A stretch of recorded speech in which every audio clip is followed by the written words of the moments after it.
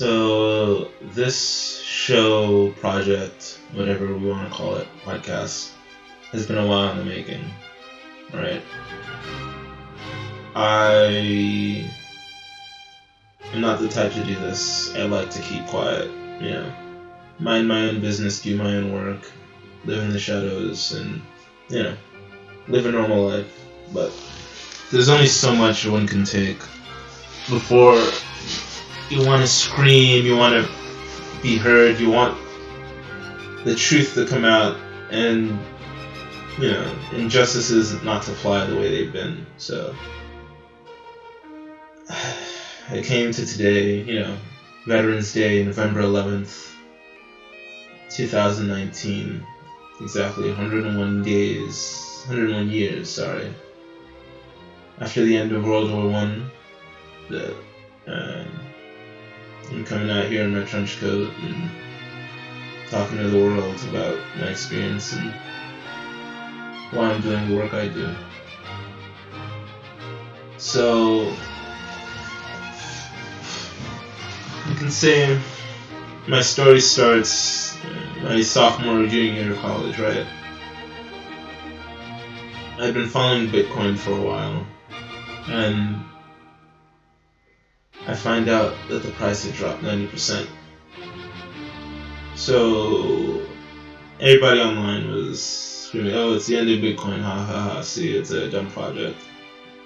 No, I had been following it for a year. I knew the market cap was like small, you know, 10 million, 20 million, something small like that. Maybe even, it's relevant, but somebody made a large withdrawal and the price had collapsed suddenly. Now, me being the foolhardy idiot that I was at the time, took most of what I had as a broke college student and put it all into Bitcoin. Well, not all of it. I made sure that my memory was at least messed up enough that I wouldn't remember having bought the coin. Or, you know, at least make the memories foggy for a good week or so. Which, if you know me, you knew exactly what I was up to. And so, for a week, I was, you know, hungry, borderline starving as a college kid, but nothing new about that. All my money in crypto. And I really just did not want to think about it. That was the dumbest thing I could have done. Everything everybody else around me told me that was the dumbest thing I could have done. And looking back, it probably was pretty fucking dumb, but it paid off.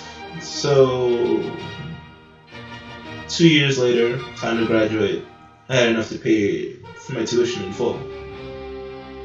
But it was still in crypto, and then I decided not to.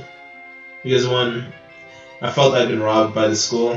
Nothing at the school, being Columbia, had, you know, been particularly useful. Like, everything I learned was more readily accessible on the internet anyway. Most of my CS classes were better enforced by the textbooks and the teachers. Classes were a waste of time. Seminars, which I wasn't lucky enough to have any, like, because the average class size for a CS class was something like 150. Like, come on, it was ridiculous. So I didn't feel like I really owed the school much, and then decided I'd pay my debts off slowly and let the crypto value keep accruing. So after those 3 years, my first real job out of college, within 2 months, was at this hedge fund. Now, I came to this hedge fund looking for maybe a way to learn how to manage my newfound wealth, the assets I was managing on my own, because I really couldn't do it. I didn't know how to move anything. I didn't know what I was doing with any of it. And I knew that if I was to do it myself, I would probably lose it all. So I decided not to touch it and try to sit and learn what I could from people that knew better than me. So at this job, they needed somebody to handle their end-of-day accounting problems. Like, after day trading, you need to keep tally of what you've made, what you've lost, how the trades have gone, who gets what in terms of the shares to the fund, right? So as I was developing the software, I keep hearing they want me to get this rounding system right. So instead of giving the shareholders the exact amount that they're owed, this company was skimming off the top systematically. They'd already been doing it for years at this point. So I decided, why should I partner with an organization like this? Like, they may be reporting profits, but what they're skimming off the top, they cannot quantify it. I know they're not doing the math to figure out how much they're taking, because I'm the one doing that math for them now. And it's getting quite staggering, because it's pushing towards the 1 in 2% range. Like, for instance, if you had $1,000 in the account, right, and they made $1,024 on a trade, they would keep, most likely they'd keep the 24, but they would definitely keep the $4. So it's 0.01% to 1% range. But what made me more uncomfortable with it is that the larger the account, the larger they'd skim off. So if I wanted to park, like, let's say $1 million with this account, I'd be looking at losing maybe $100,000 over the course of, a good year of trading if the market was good.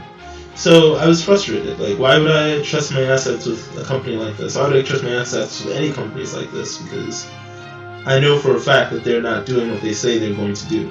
They're trying to enrich themselves at the cost of their clientele. And I didn't really care at this point because they're working with banks, so it's, in their eyes, nameless and faceless large organizations they're fucking over. And knowing the money that they were trading was, old slave money anyway, I wasn't personally offended that they were robbing these guys. But if I was to park my money with them, I didn't know that they wouldn't do the same to me. So with that in mind, I just left. There's nothing for me there. The company was insolvent, and they couldn't handle the stress of having a decent developer on staff, let alone a team of them. So that left me kind of heartbroken in a way, because it was a confirmation of all the bad news, all the shit talk I've heard about the finance industry. But it was made real, and I was despondent. So the question became, what do I do with my time, right? I had, a decent amount to live on. Like, it wasn't a lot. Like, it wasn't a lottery win or anything like that, but I could choose where I worked that at least agreed with my morals, right? And the work I'd done with this hedge fund, and the work I'd later do with other organizations would allow me to create a software package system, whatever you want to call it, that allows one to handle funds and do accounting math much more efficiently than one would otherwise be able to. And it's not like it's anything brand new to the market, but it was interesting for me seeing how I was able to turn like 3 to 4 hours in an accountant's day managing $30 million to a 5-minute process. So that sort of opened my mind to the way of the future and how robotic automation doesn't just replace, factory workers, but white-collar workers as well. And I started looking around for different organizations, different, well-to-do people that I could work with, that I could, maybe let them use my software for a charity. Like, I was looking into the Bill and Melinda Gates Foundation for suggestion. I was looking into different political campaigns, just trying to figure out who would work best, who I could trust to manage the finances of, incredibly complex organizations, right? And everywhere I'd go, I'd see just mismanagement, and like, even when I say it feels like holier than thou, like bullshit, like, oh, like, what's this kid know? Like, doesn't know how the industry works. He can't possibly know. Like, we've been doing this for years. You have to take off the top in order to be comfortable and be able to compete as an organization. So, getting that sense from other people and getting that sense that cheating was not the exception but the rule of the game, I didn't want to play it. So I retreated into my more liberal artsy work, as one would say. Yeah, I was at the time also developing software for processing images and audio, because I like to make art and I didn't like Photoshop, so I made my own. And that was nice, like having a Photoshop to create cool, crazy portraits and things like that. And so as I was working on this project, I keep getting noise from the financial management side of things. Banks would constantly email me, or they'd see my resume somewhere, and I was still looking for work because I still had a dream that I wanted to fulfill. It involves cheap, affordable housing, like vertical farms and all this stuff, like cities of the future type things. Ways to make life easier for the average citizen so that they could be free enough to pursue their own interests. And this all came from this idea of a post-scarcity society, right? I was a big Star Trek fan. I still am. I don't think I'll ever stop watching that show. And in it, society's been freed from want because the productivity of their economy is leagues ahead of meeting the needs of the people. And I always held fast to that dream. Like, all through college, I'd binge watch like tons of episodes of Star Trek. Because the technology is inspiring, but the philosophy was what really got me. So as I'm moving through, interviewing at different banks,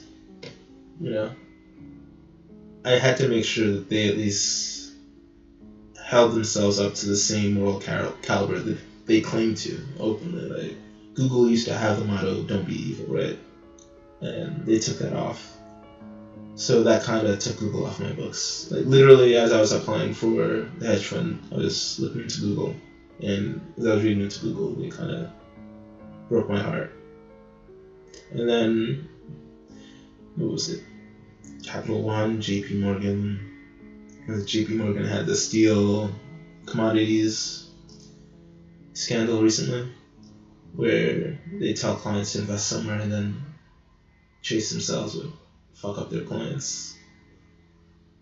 Capital One had their own incident where I personally told them that they had security issues because of the way they built their software and fraud detection systems, but they didn't listen. They didn't want to listen. Who wants to hear from some kid they're trying to hire that, that they're vulnerable? But 2 to 3 months later, they got fucked. So when that came to be, I was just like, I was just done working in a big industry. Like, I had a friend call it corporate inertia, right? There's too much vested in the way they had been running things before, that anybody out to disrupt the way things were ran would be shut up and shut down. So I couldn't deal with them anymore. So, let's say about 2 years ago now, right? I met a group of other crypto traders, and I decided I'd work with them to build software to make it easier just to handle the day-to-days of trading, right? Because these guys are staying up, 35 hours, 50 hours straight, keeping their eyes in the market constantly. And it's too much stress. So, again, build software, build a system, make sure that it's easy, but again, as you build something like this, you try to change the way people work. They don't want to hear it. They ask for software too, but just the annoyance of it. I don't know. Something about people unwilling to handle change gracefully. So that was the end of that first crypto project. My first, hands-on coded crypto tool. From there, decided to maybe start some work outside of software for a while. Took an advertising job January. Did not last long. Like 2 weeks, I was really bored. Monumentally bored. It was just not a good fit. But what I did learn was that what had been the issue was I wasn't expressing what the code could do for people. I wasn't sharing myself with the work I was doing. I was just putting the work out there and letting it, fall as it would. So now, with these crypto projects still on their own, I've been working on a couple new projects that you'll be hearing about in the coming months. All aimed to help us better manage the way we work with our money.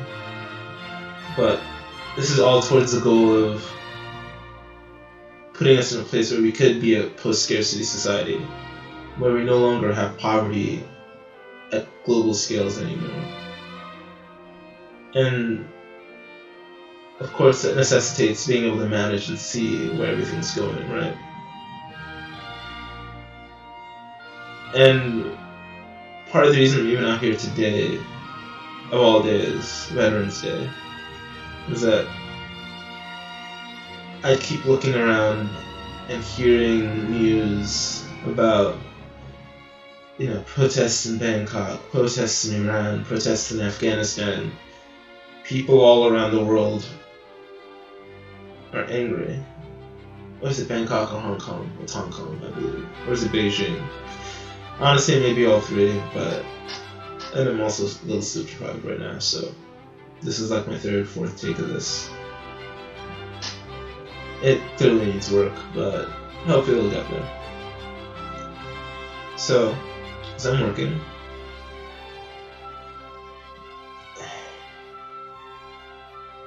I just get frustrated hearing people like Donald Trump threatening to sue journalists. And then today, this John Oliver post, or segment, brilliant by the way, everybody should see it,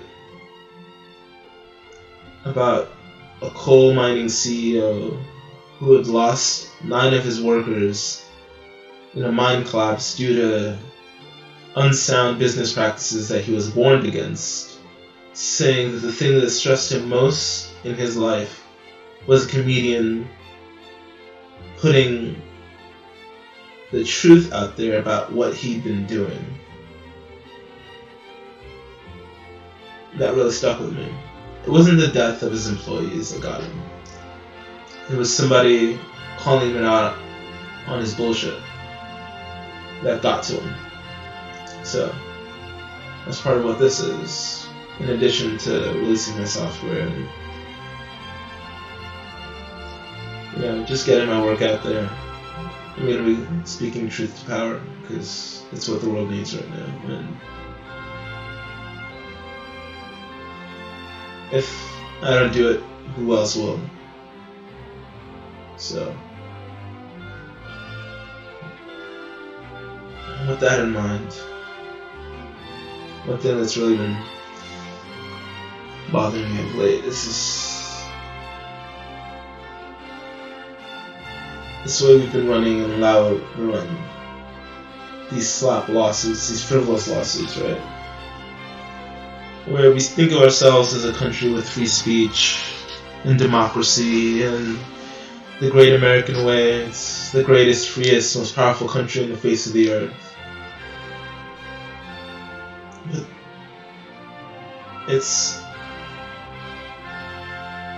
we're left unable to really reason where these ideas of what our country is come from, right? Part of why I've been so fascinated by war recently is that around war we see the most social change. At the end of World War II, we had advertising, the modern advertising industry we see today, where psychologists had been taken to create propaganda, and then those propagandists became ad men. And those ad men, most of you have seen Mad Men or know of it. But then with that comes the idea of the American dream, the American culture, white picket fence, 2.5 kids. Like, it's so well calculated, right? 2.5 kids, just above the replacement rate. But not so much stress the population,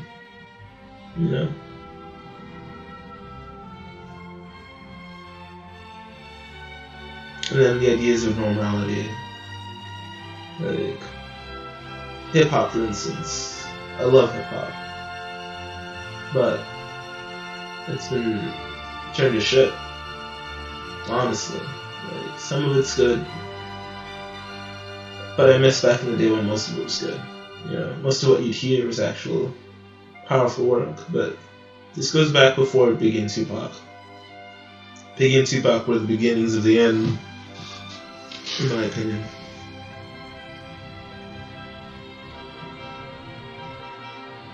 Though Tupac had a message, and Biggie had a voice, the reason they were elevated is because, on the surface level, because most of these executives don't look at anything beyond the surface level, because they don't have time to, right? They see gangsters, they see violence, they see thugs. They see something that conforms to the expectations that they've had. Something that doesn't challenge their status quo, something that doesn't challenge the society's expectations of what it means to be black, alright? The idea of coming from the gutter has always been endemic to the idea of black success. But even when that's not the narrative, when that's not the truth at all, that's still the image that we take. That people don't want to admit to the fact that most entrepreneurs today are rich kids with support systems. And I'm just like that. Right? I went to the best schools, got the best educations. I'm still educating myself. But I had a support system that, let me take the risks that I took to be where I am and where I'm going. And as uncomfortable as it is being up here talking, it was more uncomfortable not talking and just letting the news slide by day, not challenging any of it. And, talking quietly at home amongst friends, like, oh, impeachment this, impeachment that, but all that shit is a bullshit distraction. Right? There's much more going on than I want to see. And it's ugly. It really is. But we have to deal with it in order to make this country better, to make this world a better place. So, I support our veterans. I support our troops. These are young kids that 9 times out of 10 didn't have better options, didn't have a way to pay for college, didn't have any of the things that I had. They gave me the option not to, because I wanted to be a soldier. I wanted to fight F-15s, F-22s, F-35s. I wanted to be an Air Force pilot. But I could not trust the people that would be in command of my life. So I just didn't join. Never must have. And I feel like that was one of the best movements that I'd ever done. But to that end,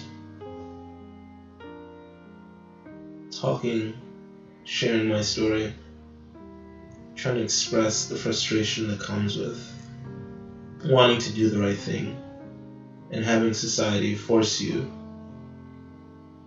to do wrong, to steal, or at least to make you feel like those are your only options, right? That's the depression of it all.